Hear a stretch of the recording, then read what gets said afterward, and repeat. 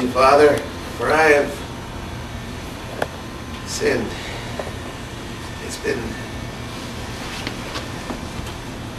Oh. Hello. Good timing you have. Eavesdropping on the confessional was one of the things we used to kid about when we were young kids studying to be priests. You know, kind of like sitting in a chair in the back of the room at your own funeral to take notes. It's never too late to learn something. And this is coming from an old man. Well, at least I was, anyway. Well, this February 20th, 2006. That was the day I died. The mind was willing, as they say, but the flesh was weak. Just turned 84, so statistically, I guess it was time, but I was never any good with numbers. So I just ignore the unpleasantness of it all and proceed as if I'm still around. But you know, you kneel down there, and it's like somebody flicks a switch, and your mouth starts going, and you just can't stop. You end up saying things that you never intended to say. And I'm no different. I may be a priest, but I've got my sins too. Don't want to always talk about them either. After all, they are mine, right? But anyway, we used to say, think of the time it would save in preparing the homily. You know, it's one thing to anticipate the acts of sinners. It's another thing entirely to know exactly what they are. For us, a good sign of the homily was the line at the next scheduled confession. No, I'd have them lined up all the way around the block sometimes and get people to admit to things they'd never even done. The fear of God does strange things to people, but fear is good. It keeps you awake. As long as you're awake, nobody can sneak up on you. Huh? I'm all out. Oh, well. Yeah. What harm can it do me now anyway, huh? But we're all humans. Well, at least you are. And we all think that we have to tell God what we believe it's His business to know. Well, I'm here to tell you that, well, maybe it's not God's business to know everything. I mean, maybe He sees all and maybe He doesn't. Never met the man personally. I do intend to ask Him, though, once I get out of here. As long as I was in Sun City, Arizona, people used to come to my door, wanted to ask me questions, knocking on my door with pen and paper. I had to tell my secretary that I was not available to talk to anybody who wanted to ask me questions. Who wanted to come by to say hello? Fine. You could come on a spiritual matter. If you were having a crisis of faith, come. I didn't want to talk to anyone who was going to ask me questions. My secretary, she was great. She knew who was legit and who wasn't. You know, by the time I got there, I was just an old priest watching the sun go down. I didn't want to have to talk about my past while I was watching it. You worry about your own past, right? No, I don't think you're here to judge me. In fact, I know you're not. You're here to be entertained. I can do that. No, you didn't come knocking on my door with a pen and paper. I can entertain you, make you laugh, make you think, maybe even make you angry. Well, I'm not even sure how many of you are Catholics. It used to be you could tell just by looking at somebody. As we blend in better, I guess. Much has been written about me. Some of it's even true. I read all of it. Oh, yeah. People like to read things that are written about them. Anybody who tells you that they don't, well, they're a liar. Men of God. A lot of what we're asked to do is show business. Why, even the Holy Father, without his robes on, he could take a walk down the street, go to see a movie, maybe even go to a bar and have a drink. But what's more impressive? Holding court in St. Peter's, holding court in Chicago saloon. I'm from Chicago myself. There are guys that hold court in saloons there all over the city, and nobody ever listens to that. With the look comes responsibility. I'll tell you. A while back, got a phone call from one of my parishioners. Her husband was dying. He wanted me to give him last rites. She said that he would hang on just as long as it took me to get to the hospital. So I jumped in the car, sped over. Did the rosary all the way there. It wasn't hard. You know, the rosary was hanging from the rearview mirror. When I walked into the hospital, people couldn't do enough good things for me. I had the black collar on. You know, funny how that works. I walked into the hospital room. He saw me. He got this big smile on his face. Well, I anointed him. Gave him the last rites. He died.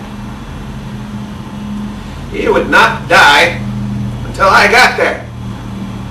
I got this tremendous feeling of ego washing over me. God wanted him, but he could not have him until I said so. Dangerous thinking. So I got rid of it just as quickly as it came.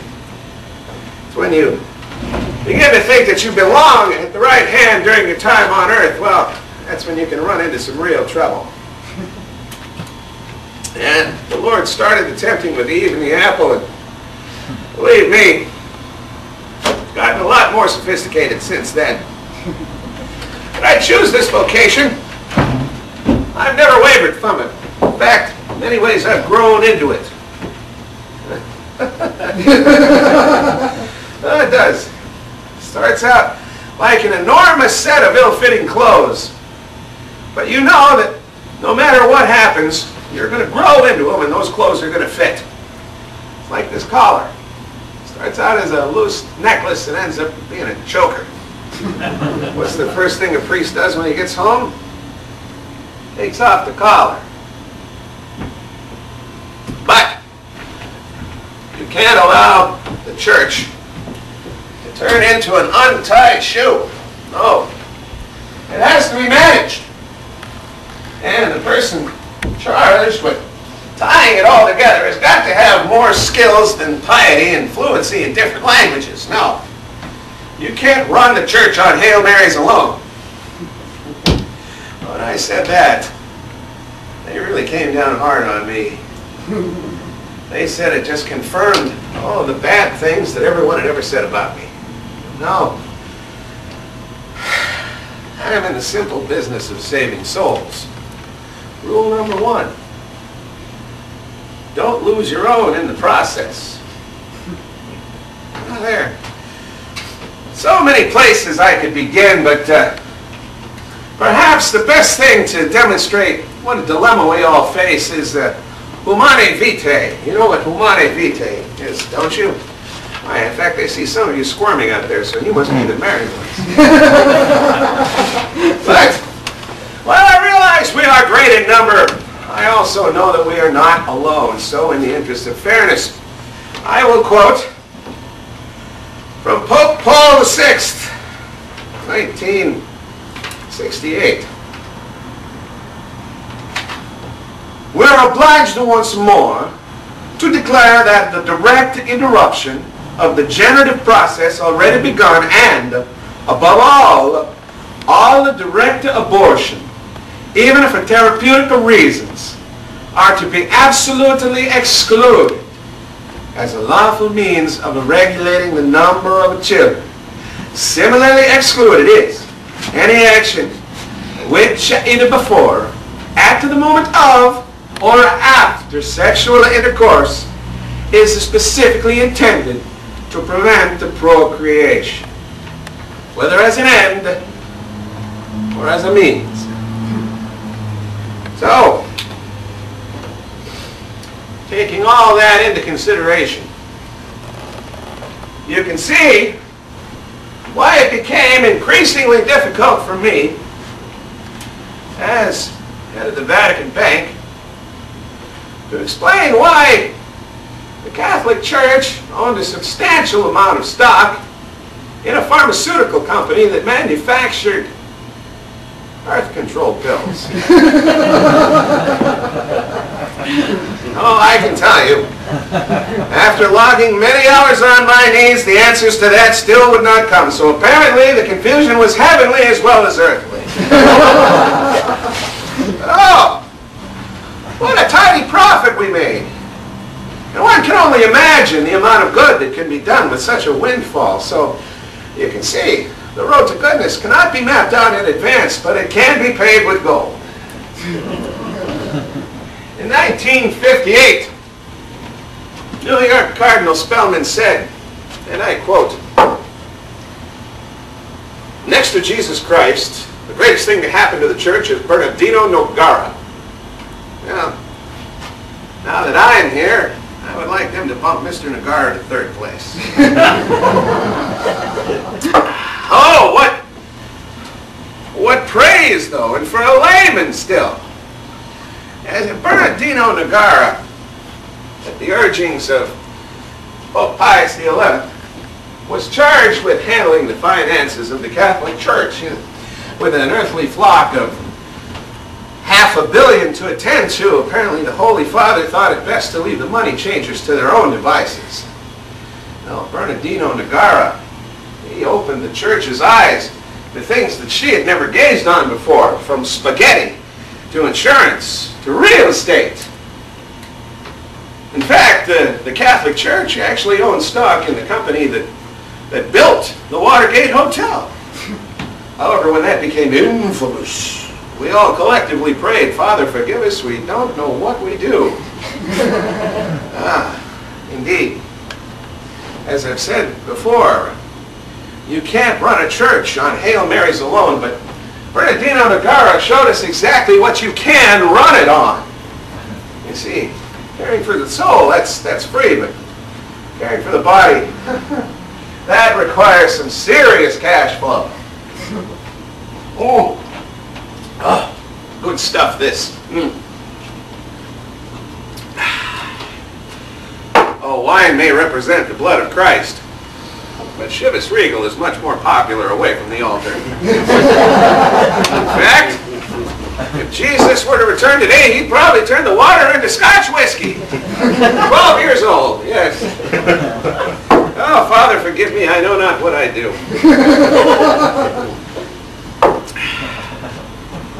The church would have you believe that all goodness starts in Rome and spreads outward, like spilling a glass of wine on a tabletop. Well, I'm here to tell you that it is possible to spill the wine in Cicero, Illinois. Well, the hometown of Al Capone might seem like a strange place to get religion, but when you think about it, what better place is there? My father washed windows for a living, so he made it easier for other people to visualize their dreams. My mother worked in a bakery. So for us, the term daily bread, well, that took on a whole new meaning. Jesus might have been able to create bread by the truckloads, but my mom, she had to bake it one loaf at a time. Me, I got 25 cents a day. What I was going to do, I had to make do on that. Buy my lunch, whatever. If I wanted to stretch it out, I could take in a ball game, maybe go to see a movie. If I wanted to stretch it out, all I had to do is just not go to school. I led a typical childhood, really. Even dated a few girls, but I knew if you're going to play with fire, you were going to get burned. Cicero was the kind of place where every action had a consequence, particularly if you didn't know the right people. Well, Cicero was, well, it seemed like the whole world. People who who had no business leaving there. For those who did, who ventured out of the protective confines, well, it was like traveling into outer space. People looked different, they acted different, they talked different. Things that got you off the hook in Cicero meant nothing outside of it. The whole place was unreal, which kind of explains why for 40 years, only 2 out of nearly 1,000 murders were ever solved. Well, as I said, it seemed unreal, but it was the whole world. People who had no business leaving. Me, I had other things to do. I wanted to meet people. There were deals to be made. Maybe even find out why a place like Cicero was even invented in the first place. Well, I was all right in my studies, but there was no shining star in the classroom. No, you gotta get out there and have some human contact. You know, there's more to life than cracking a book. You know, I was ordained a priest in 1947. That was the year Al Capone died and was given a Catholic burial. It's rumored that he repented there on his deathbed. Well, as a young man at the time, struggling with all the things that young men struggle with, somehow that made me feel better. You know, like my odds had suddenly improved. You know, I played football in Chicago. Although I have to admit that I was a little more impressive physically then than I am now. But I have found that there have been times when an argument could be won simply by standing up behind my desk. Now I confess, the smaller the adversary, the more likely I was to use that tactic. Yeah, we all have to spread our legs sometime, don't we? I went to university in Rome, got my doctorate in canon law, which can help you or hurt you in banking, depending on who you're working for. All I ever wanted to be was a simple parish priest. I never wanted to get involved in banking. There were 2 places that know how to keep their secrets. It's Cicero, Illinois, and the Vatican. Not to say that Al Capone would have felt equally at home in either place, but he would have understood why everybody was whispering. Pope John Paul I. That's how many of you know me. Many people think I had him killed, or that I killed him myself. Like I have the hotline to Don Corleone. Poison is supposedly how I did it. I've come to find out that poisoning a pope is not all that uncommon. Or if you look down through history, is it all that difficult? When I went to the Vatican, I was told that the only problem with Rome was the Italians. Strange bunch.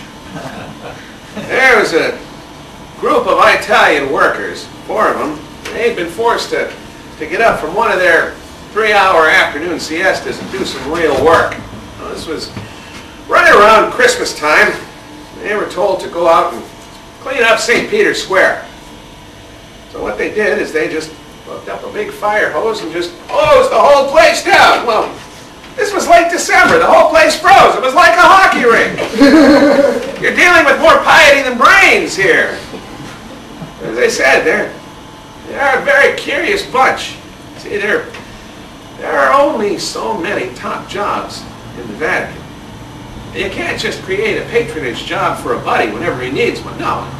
This ain't Chicago, and the Pope ain't Al Capone. His job is a lot tougher. And you got to remember that the Pope is not appointed by God. He's appointed by a bunch of fussy old cardinals with assorted axes to grind. So, if you want to reach that pinnacle, it helps to be able to play both sides of the fence. If being Italian helps, but we now know that non-Italians can get the job, just as long as they act like an Italian. A strange bunch they are, a strange bunch indeed. But poisoning the Pope, right? Yes. Well, Pope Leo X, he would auction off Pope hats, or auction off cardinal hats whenever he needed an influx of money. And he could never get enough, but we'll talk about him later. John VIII, he was poisoned by his own people. And when they figured out that the poison didn't seem to be acting quickly enough, well, they started to beat him to death with clubs, just to kind of hurry the process along a little bit.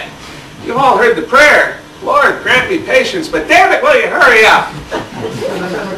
You want to hear more? No, I promise, I won't go on. Not like Homer. Here we go. The bad popes. Here we go. Yes, Pope Alexander, the infamous Rodrigo Borgia. He was poisoned after having dinner with the cardinal. Now, it's rumored that the cardinal knew that Alexander was going to try to poison him, so when nobody was looking, he switched the wine glasses at dinner. Alexander liked parties where prostitutes danced on the papal table, and when he needed money, he would just kill somebody and take all their land.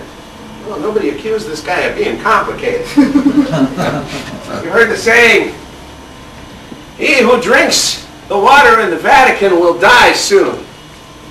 Well, you think the water in Mexico is bad? All that's going to do is give you a bad case of the runs. You've heard the phrase, drinking the cup of the Borgia. Well, what do you think that meant? Now, don't forget, Alexander was a Borgia, member of the original mafia family. They had a concoction, the Cantarella. Chemists today can't even figure out what was in it. And they give you a dose that would kill you like that, or slow, over the course of days. And when old Alex got himself a dose of his own brew, well, his body grew so blackened and bloated that they had to have a bunch of guys sit down on the coffin so they could close it for the funeral. Like when you and I pack a suitcase for a trip, How are you going to top that? Now, Leo X, back to him. His first words as Pope were, "Now I can really enjoy myself." He was poisoned too. They inserted poison in the holy orifice during a hemorrhoid operation. See, it's come a long way since then. There is no gray area once you get inside the Vatican. Either they're for you or they're against you, and everybody is afraid of everybody else. Pope Clement XIV, he was so afraid of the Jesuits that he stopped kissing the feet of the statues in the Vatican because he was afraid that the Jesuits had poisoned them all. Well, I'm afraid of the Jesuits too. I never quite went that far. See, it's a village, but it's a village of washerwomen. They'll get down in there and they'll jump on the clothes and they'll wring them out and they'll squeeze the dirt out of them and they'll beat them on the rocks. But what else are they going to do? In the real world, people have outside interests, It's like, well, I had the greatest secretary in Chicago. The second it turned 5 o'clock, she grabbed her purse and she was gone. She was off the clock. She never gave it a second thought. Well, in the Vatican, they're never off the clock. What else have they got to do? Then I show up. I'm not a grizzled little dwarf like some of these Italians. I look like a giant to them. I like my cigars, I like my pipe. I drink my Scotch whiskey and they're all drinking their wine. Well, who's got time for wine? I'm American, so that automatically makes me guilty by association. They started calling me the gorilla. You want to know how that got started? Well, Pope Paul VI was coming to Chicago. Now his people, they were totally clueless when it came to security. They had no idea. They figured that he would just wade down in the crowd and it would part for him like the Red Sea. Well, Chicago wanted to see the man, you know? So he wades down into the crowd and all of a sudden people start to gather around him and all of a sudden he's engulfed by this huge crowd. And his people, I don't know what they were doing. They were off saying Hail Marys, crossing themselves, I don't know what. So I jumped down into the crowd and I started pushing people aside and throwing people back. I mean, the Lord will provide, but sometimes you got to get off your ass and help him, you know what I mean? Here's something else that might illustrate that point. On that same trip, Pope Paul went to Yankee Stadium. Yankee Stadium. And some of the old timers there were angry because the police all had their backs to the Pope. Well, they were checking out the crowd to make sure everything was okay, but no, the old timers, they didn't see it that way. They thought it was disrespectful. You see the kind of mentality I was dealing with. These guys would get the seating charts to papal trips and complain because they weren't sitting next to the Pope. Well, you see the Pope every day. Let the local bishop sit next to him when he comes to town. You see where I'm going with this? Appearances were everything to these guys. It was like traveling with a bunch of hairdressers. A friend once told me I was the only one who would say no to a cardinal. That probably explains why they never made me one. Cardinal's got a memory like an elephant. You ever hear that one?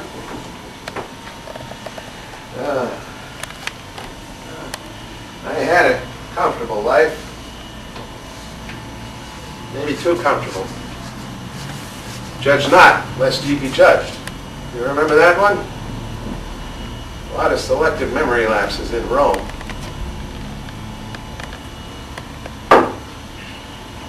Golf, tennis.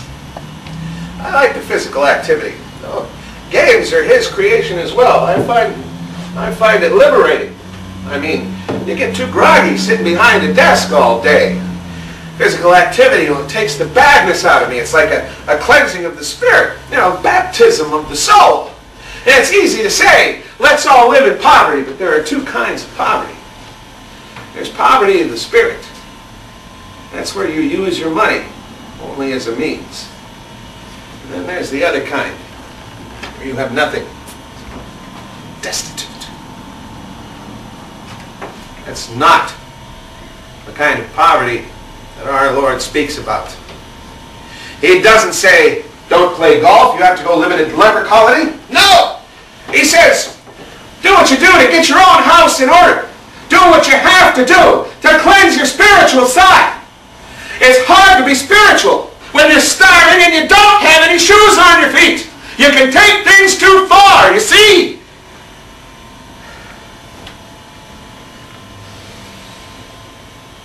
But Pope John Paul I, Papa Lucian, who would want to kill a pope? Especially that. There was an innocence to him. He was almost like a child. He shuffled his feet when he walked. Like a kid dragging his feet on the carpet trying to give you one of them static shocks. Pope Paul VI, he was in the Curia 30 years. And even with that, it took him, what, 6, 8 months to find his way around. Luciani, overnight, he's in charge of 1 billion souls. He doesn't know where his office is. He has no idea what the Secretary of State does. He can't even go to the bathroom without everybody following him around everywhere. He came from Venice, a small diocese, very small. You could run it on a part-time basis. That's how small it was. We're talking tiny here. Now, all of a sudden, over his head, he was a simple man, a holy man, but a simple one. Now, all of a sudden he's behind a desk. Everyone's throwing him papers. Here, read this, sign this, look at this. Oh, in Venice he could get out, take a walk, smell the flowers. Here, he's locked in. And that pile of papers is getting higher and higher. They called him the Smiling Pope. Let me tell you, that was a very nervous smile. And his health,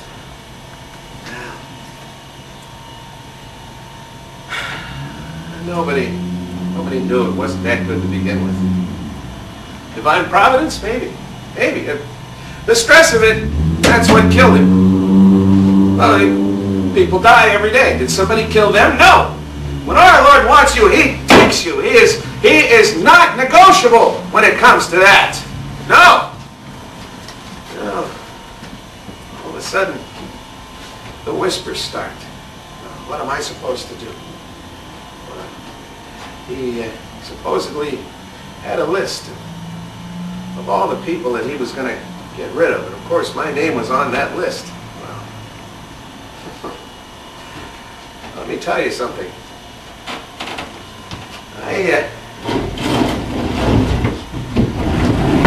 I came to see Luciani just a couple of days before he died.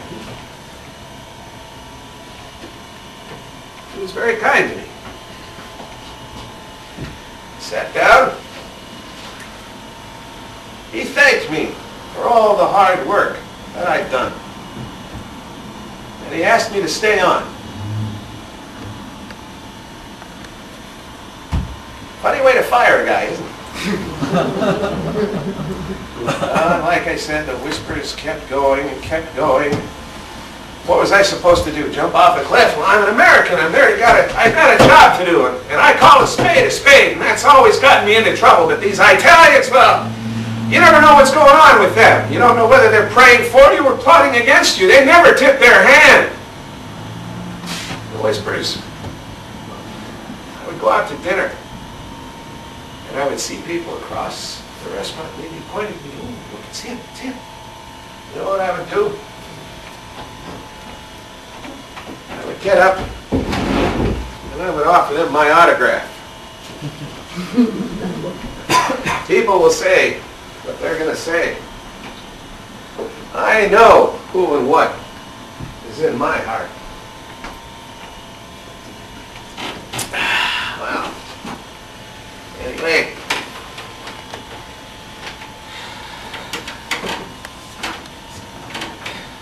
I never asked for a thing.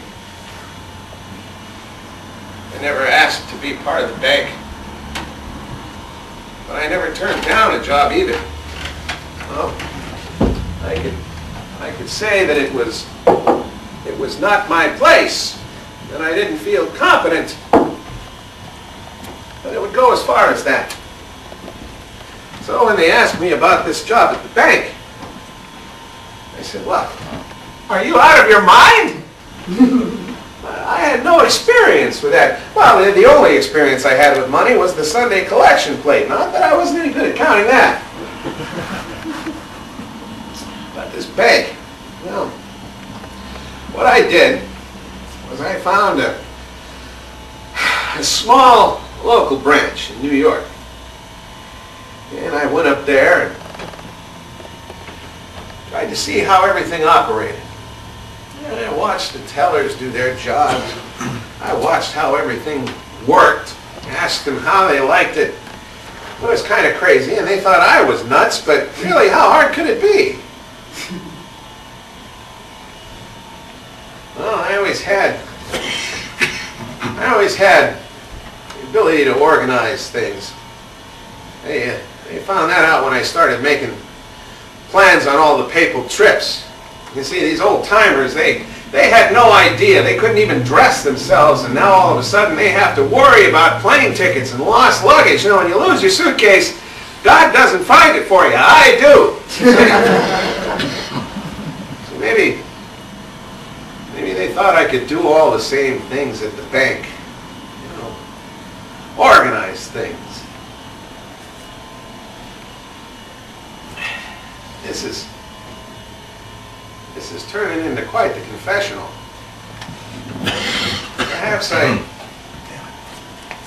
I'd better take a minute and rest a little bit. I feel like a cork or a bottle with the cork left out. Everything just kind of dries up. Speaking of which, all right. Oh, well.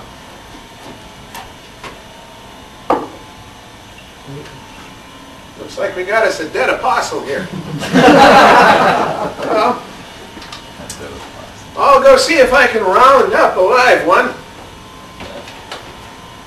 You people just stay right there and talk amongst yourselves. I'll be right back.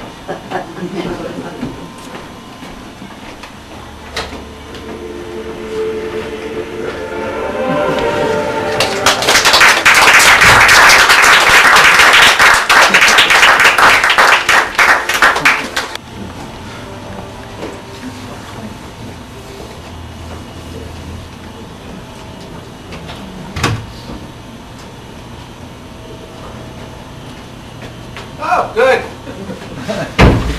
Most of you are still here. I hate to drink alone. Here we go.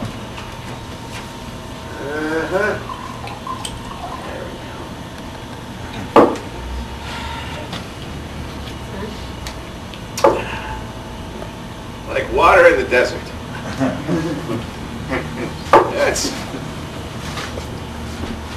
It's an interesting thing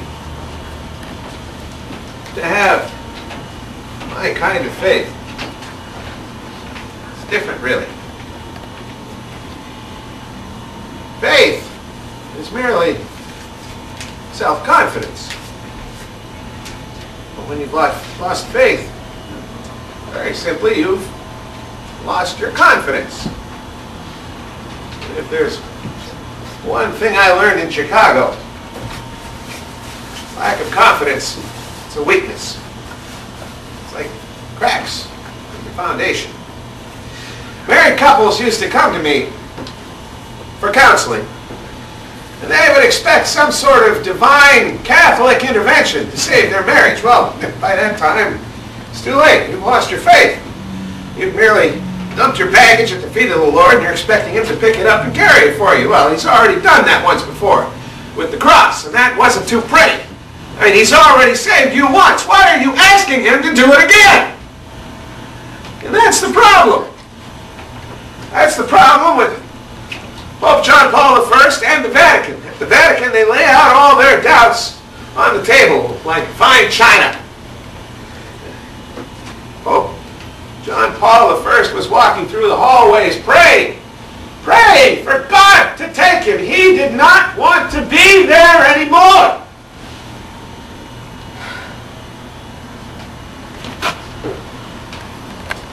In Chicago,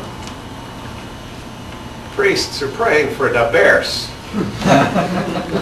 Vatican, they're praying to be dead. Quite a gap there. Now you know why I never really fit in. Oh, you'll want to talk about the money, right? After all, it is the root of all evil. Well, really, when you peel away all there is on the outside, the power, the prestige, when you get to the middle, all that's left is the green. When you think about it, what's a priest like me supposed to do with all the money I supposedly stole, right? I I should have been in the Bahamas jet skiing instead of getting up at 5 in the morning to say Mass to 6 people. Yeah, but it's how I stole it. That's what you'll want to all know about, yes? Yeah. Could there be anything more boring to talk about than banking?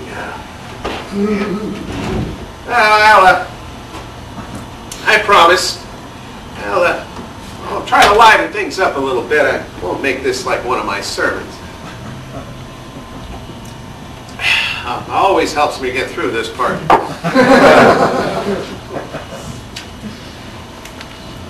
The Vatican Bank is a service organization of the Catholic Church, and it also handles the finances of the 8,000 Vatican employees and their families. Now, these people, they worry about their pensions. What are they going to do when they retire? They're not going to let me pay them off in rosary beads. No, they want their money. See where I'm going with this? No, the church is made out of bricks, but I ain't no bricklayer. So I bring in somebody to help me, and he's got his people, and they want their pensions, and if one of them falls down and whacks his head on a pew, we got to take care of that too. The Lord provides, but He doesn't handle health insurance. And at the end of the year, all the money that's left gets funneled back into the church. This ain't no ordinary bank, and I had to keep telling my people that all the time. This ain't like the First National Bank of Butte, Montana. No, if they have a good year there, the president gets a Cadillac. Here, it's a completely different story. The money gets put into investments. Safe investments mostly, but, well, sometimes you make some mistakes. Sometimes you end up trusting people that you never should have trusted. Well, that can happen everywhere, but in Italy, seems like everybody who walks through your door in Italy wearing a nice suit's got mafia ties if you dig down deep enough. I can't ask for a dossier on everybody that comes into my office in Italy. Are you crazy? Well, we get into business with this bank in Milan. Now, this guy is, excuse me, this guy has got a great reputation. He's very highly recommended in the banking industry. Well, in fact, for years you had to show a baptismal certificate before they would even let you open an account, so you know you're dealing with the faithful. Well, the Vatican was really high on this guy. What was I supposed to do? I mean, he looked okay to me. He gave me his word. And if you give me that, I'll take it. Well, the guy gets thrown in jail. And all of a sudden I'm screaming, what the hell is going on here? And you know what they told me? The Italians, they said, don't worry. If you don't get caught, it just means that you are not important enough.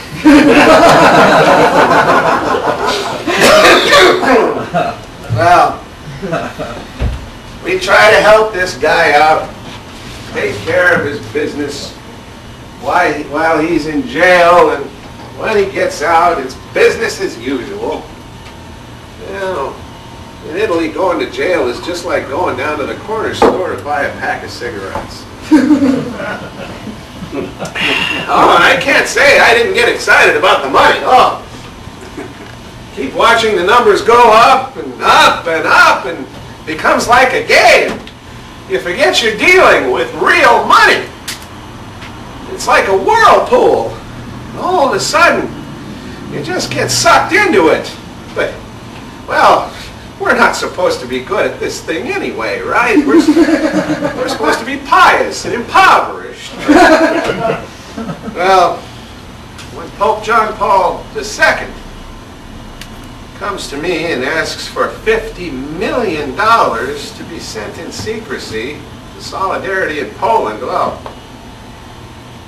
where do you think he's going to get it? I I ain't got it in my desk drawer. So, you see, there is some hypocrisy there. Oh, whoa, wait, cue the lightning strike here, cue the lightning strike. Don't worry, you're safe with me. Oh, where was I? Oh, yes. Now, all of a sudden, this bank we've been talking about is $1.3 billion in the hole. That's $1.3 billion. And everybody follows the paper trail and leads up to me, and everybody else scatters, and here I am holding the public relations bag for this. And all of a sudden this guy, well, they find him hanging under a bridge in London with his pockets stuffed with bricks. Some paid-off coroner says, well, it appears to be a suicide. Suicide? Hey, if I decide to commit suicide, make sure you remind me to stuff my pockets full of bricks, right? I hate to take the name of the Lord in vain, but Jesus Christ! The mob got him! What other explanation is there? But in Italy, nobody cares about the mob anymore. It's like writing about the Kennedys in Boston. All of a sudden, there's this mob angle. I'm the mob priest. I'm laundering mob money. I've got these hidden Swiss bank accounts and piles of cash stashed everywhere. And I look the part, don't I? Dark eyes, Guinea last name, I'm big. Everybody kept calling me Luca Brazzi. Now the church says that they're going to pay off $250 million. And I'm asking them, why? You haven't done anything wrong. And they said, well, we're afraid we might get sued. And I said, well, of course you'll get sued. This is a business, but if you haven't done anything wrong, you're not going to lose any lawsuits. Well, all of a sudden now, they're screaming that they don't have any money, which isn't exactly true. They still own $500 million in real estate alone, not to mention that little art collection they got hidden away for a rainy day. I'm asking them why they have to pay out $250,000 that they say they don't have. $250 million, excuse me. And they say they're doing it for moral consideration. Moral consideration. That's one of those fancy terms that don't mean shit. Here we are, and the stigma now is attached. Everyone's saying, well, they must be guilty of something. They're paying people off. Here we are, we're trying to get nickels and dimes from the faithful every weekend to try to build the church up, and all of my hard work, now it's all dashed because of one move. What do I tell my people when they come to get their pensions? That they can't have it due to moral considerations? Well, these guys, they know about as much about public relations as they do about MTV. Well, they're still following this mob angle. I'm still the mob priest. The press is murderous. All the old Italians are crying for me to get out. They're trying to get rid of me. Then Luciani gets elected Pope. What was I going to do? I had to do him in. I had to kill him. He was going to take away my jet skis.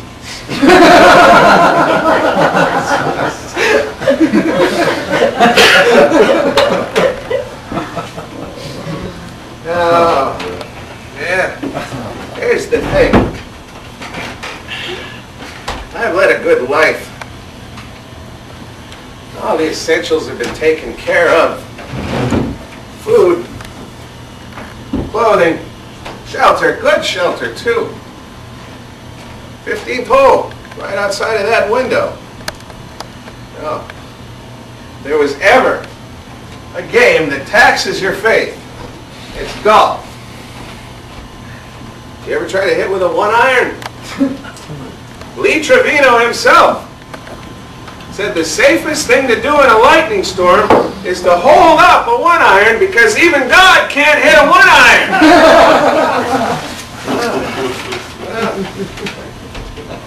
There's a certain power to the priesthood.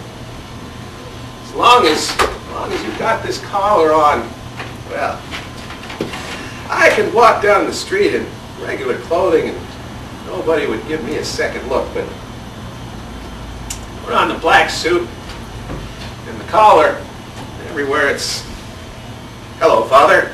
How are you, Father? Have a nice day, Father. People who are mean to you are people who are mean to everyone else. Well, they're not mean to you. Like as long as you've got this collar on, it's protection from the outside world. As long as you're wearing it, you're not allowed to see everything. And look, really, who wants to see everything? Not me, I'll tell you that. It's the same thing with celibacy. You can keep the flock at arm's length. You can keep that distance. Now, they'll hold you to a higher standard. Like you're better, holier. You know me a little bit by now. You think I'm holier than you. Well, I do the best I can with what God gave me, but I wasn't born with this halo. But we're all human beings. The one thing human beings have in common is the ability to act like asses. And it's easier to act like an ass when everybody around you is acting like asses. And I found that most people act like an ass when they've got something to hide. From the top to the bottom, it's all, well, what will people say? What will they say when the word gets out? Well, I'll tell you what people say. They'll call you a bunch of hypocrites when the word gets out. And if history has taught us one thing, it's that the word always gets out. It's like wearing a rubber band around your wrist. It might last a week, it might last a month, it might even last a year, but sooner or later, it's going to break. So where am I going with all this? Well, in attempting to look holier than thou, you end up anything but. Pope John Paul I dies in the middle of the night. Nobody knows it, but it's his custom to have a nun drop off his morning coffee for him, first thing in the morning. So it's a nun who finds the Pope dead, in bed. Now, do you see? For a group that swears off sex, sometimes it seems like we don't think about anything but. Oh, the old-timers are scandalized. A nun in the papal bedroom. Oh, what will the faithful think? So they put their small heads together. And they came up with this story. That the Pope's male secretary found him in bed. Turns out the Pope had 2 male secretaries. And they were both claiming to be the guy that found him. Oh, you should have seen these two. Oh, they'd sit at the table next to the Pope. They'd be eyeing each other up like a couple of cheerleaders sitting next to the captain of the football team. People used to call them the Pope's widows. And Luciani he's preaching to the faithful about Pinocchio and how there's more mother than father in the Lord. And I'm thinking, oh, this guy isn't going to last very long. In fact, one of the old-timers told me he thought the Heavenly Father did a great job of getting rid of Luciani before the guy could do some real damage. And The autopsy? Well, there's never an autopsy on a pope. Now, in the old days, they'd bang a pope on the head with a silver hammer to see if he was dead. Well, if he wasn't, this guy would have killed him. It was like, hey! Are you dead? Where was I? Ah, yes. The nun.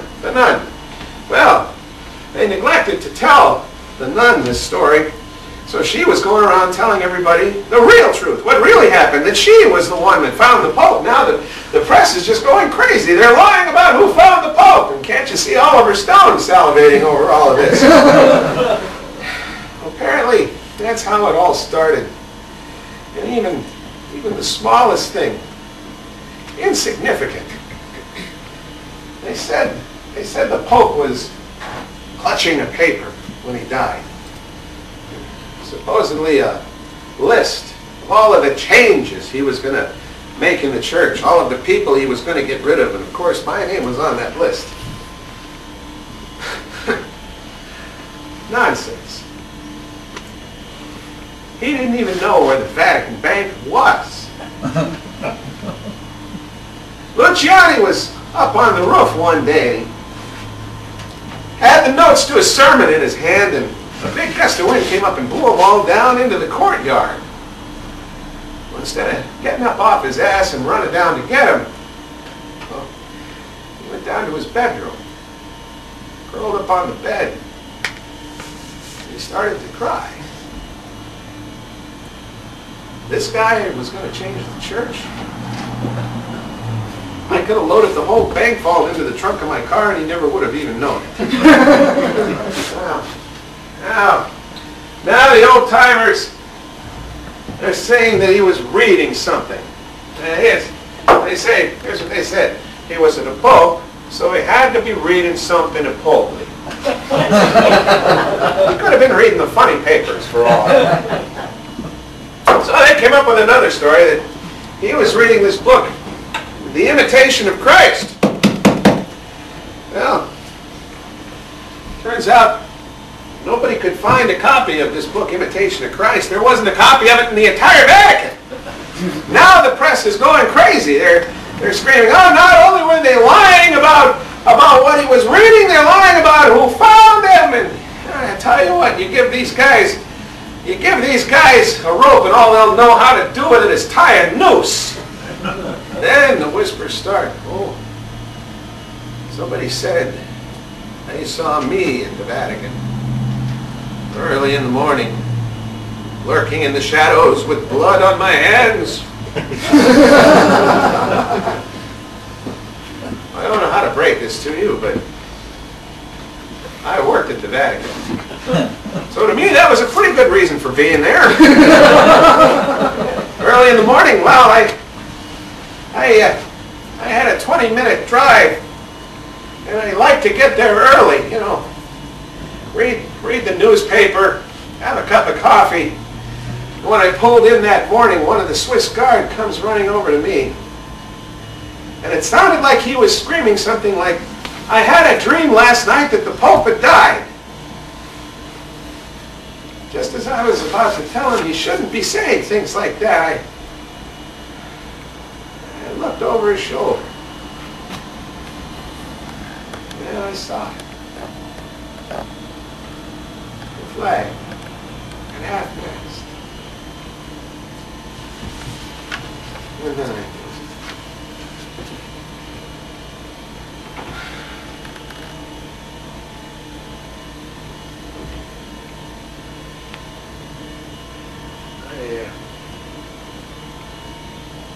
I don't have many friends.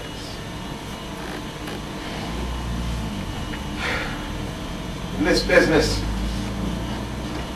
they're hard to come by.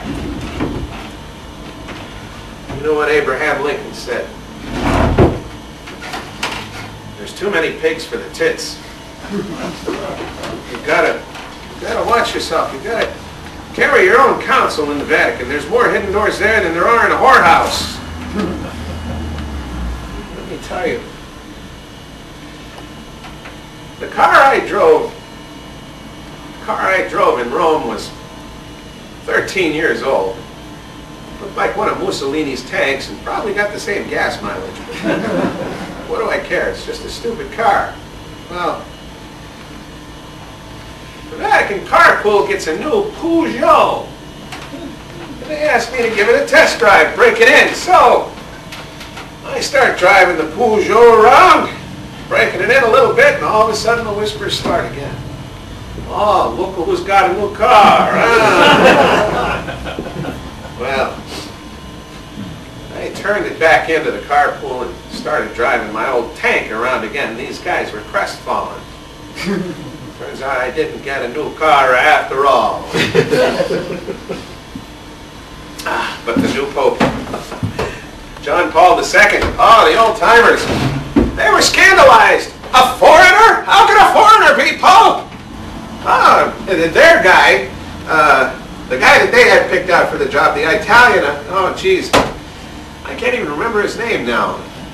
The great white Pope.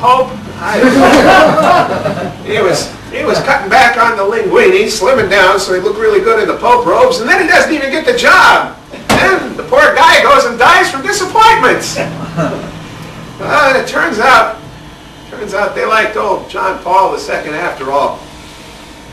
And he hated communists and condoms, just like the old Italians. So what's not to love about that? What did I represent to them? Oh, when you think about it, that's more important than who or what I am. No, I'm the guy from Chicago who can speak the people's language. Well, it took them 1,000 years to stop speaking Latin, so I got to cut them some slack. I'm the guy from Chicago who can keep everybody loose. I like to keep everybody loose. Yeah, I remember when Mother Teresa came to see me, and I kept her waiting in my outside office, and I told my staff, oh, if I keep this up, it's going to cost me $1 million! Oh, it cracked them up, but you got to keep everybody loose. I'm the guy who can belt a golf ball a mile, go grab a hot dog and a beer, and maybe teach you some cuss words. Call me the ugly American, call me what you will, but the dirty work has to get done. And I'm the one to do it. They set me out to do it, and then they hate me for it. They tell me, go out there and find out what they want. And I come back and say, well, they want this. They go, oh, no, we can't give them that. When I come bearing gifts, you bet your ass they're going to take them. Well, I may not be able to come in the front door with the rest of the congregation, but they'll see me when I come around back.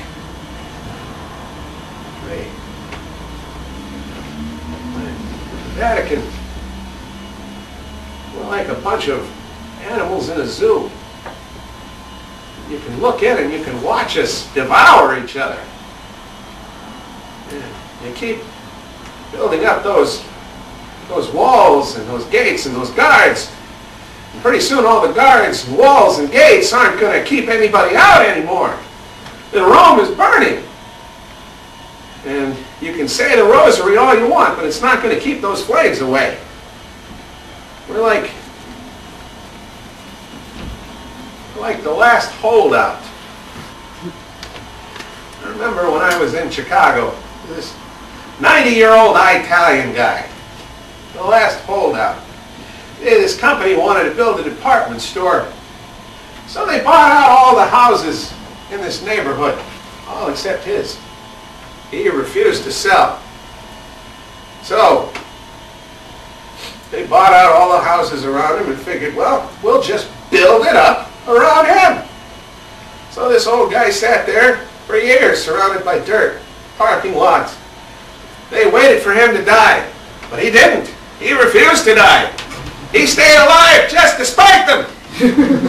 Only a Catholic would do that. Member of my parish.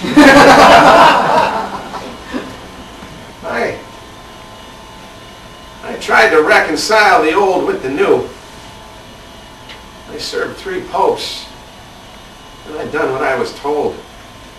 I blessed myself with one hand and I counted their money with the other. You know, spreading the Lord's word is good, but people become true believers when you spread the Lord's money. Somewhere in the middle, here's me. And I made people uncomfortable. Some of them wanted to put a face on that gray area. They tried to arrest me. But I claimed Vatican diplomatic immunity, but they fought that. They fought that every day, but I'm just like that 90-year-old Italian guy. I outlasted them. No. All I ever wanted to be was a simple parish priest. Sleep good. Well, I always slept good. Now I can't sleep. Ironic, isn't it? You want to arrest me? You want to put me on trial for making money for my church? For killing a guy who walked around praying for God to take him? All those people who built me up, now they want to tear me down. Jesus chased the money changers from the temples, but he never would have got past the Swiss Guard to get into the Vatican. All I ever wanted to be was a simple parish priest. That's not possible anymore. I have to be more. Well, if that's progress, maybe them old-timers in the Vatican were right after all. Don't tell them I said that. Now, Catholics have a short memory, so they shipped me off to Sun City, Arizona. Kept to myself mostly. Oh, I get up early to say Mass once in a while, help out when they needed someone, fill in here and there.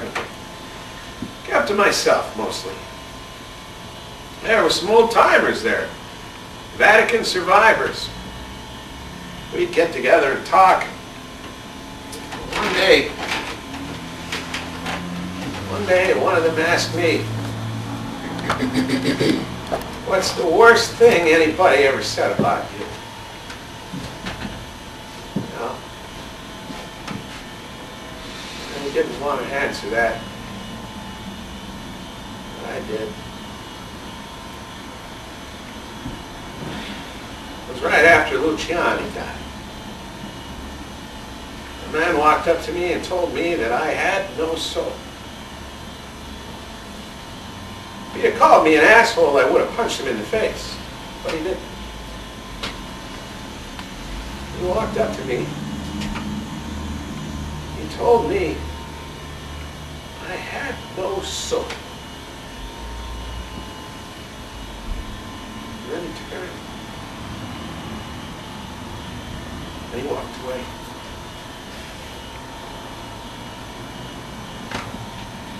What do you say to that? You spend your whole life looking into it, praying for it, and now you tell me that it's not even there. Is that what blind faith does to you?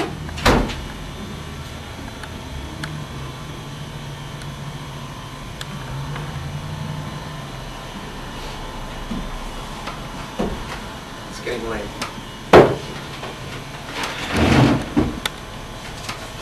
I haven't had my confession.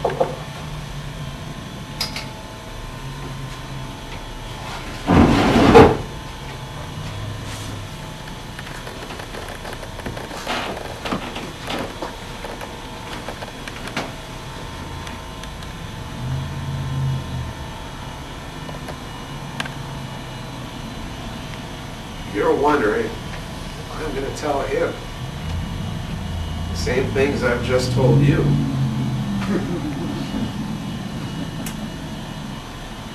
I don't know. I never know what I'm going to say till I get there.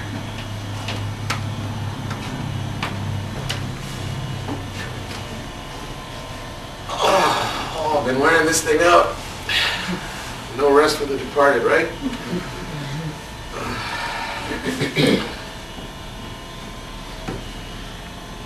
You think that when you're gone, the work is finished. But it's not.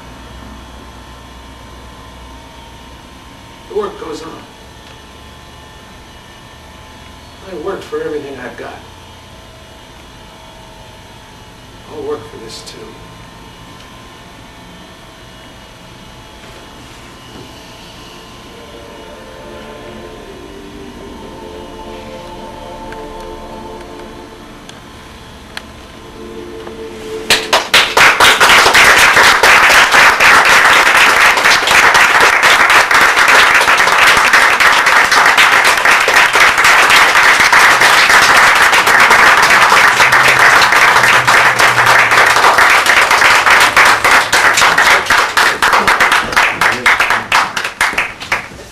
Bravo.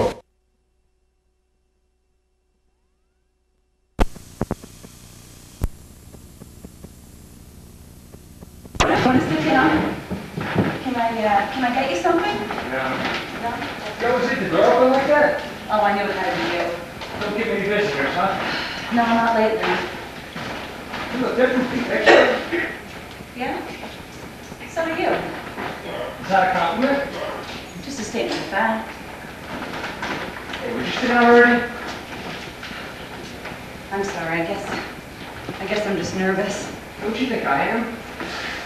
I don't know, you look pretty relaxed. So can we get started? You can't wait, can you? No, it's just that... I bet you just love this whole situation, don't you? I mean, no commitment, no ties, you just come in here like some hired gunslinger, do your job, and then right off into the sunset. This is just as weird for me as it is for you, Elizabeth. I mean, what they're asking us to do? Asking? You mean ordering to